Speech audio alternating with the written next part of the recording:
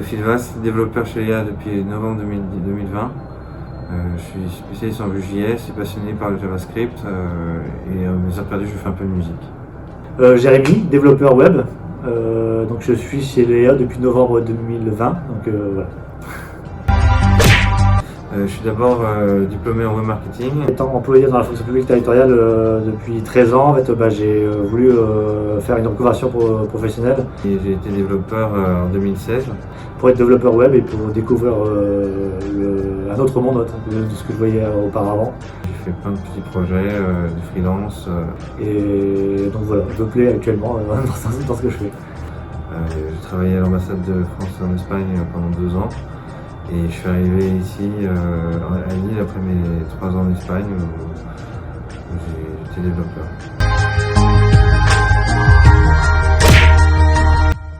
Zis de .ini. Et merde.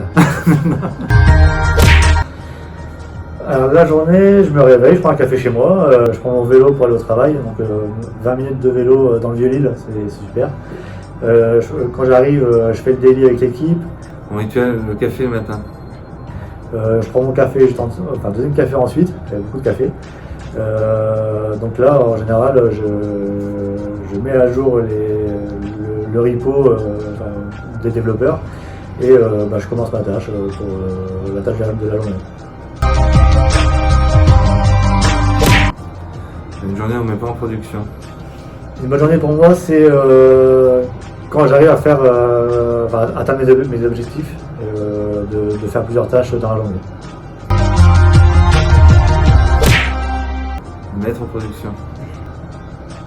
J'ai pas peur, j'ai pas peur.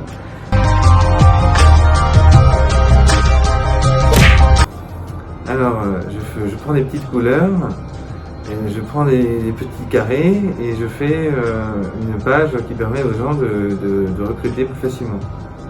Je crée des sites web. Ça dépend quel âge il a l'enfant, si c'est ce que c'est un site web ou pas.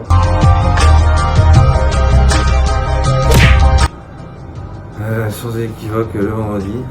Mon moment préféré de la semaine, le lundi, mardi, parce que c'est le moment où ça avance mieux. Genre, je suis plus focus sur ce que je fais. Parce qu'on peut faire autre chose que travailler et sortir, s'aérer l'esprit, faire de la musique et voilà. Du coup, il y a moins d'échanges, mais plus de productivité, on va dire.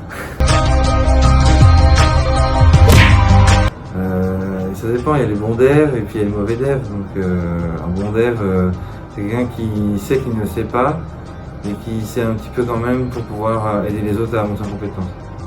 Un bon dev, c'est un dev qui partage son savoir et que quand il explique ce qu'il fait, ça se ressent qu'il aime ce métier. Donc pour moi, c'est un bon dev. C'est la tomate oignon. Un bon dev, c'est croissant, pain au chocolat, café.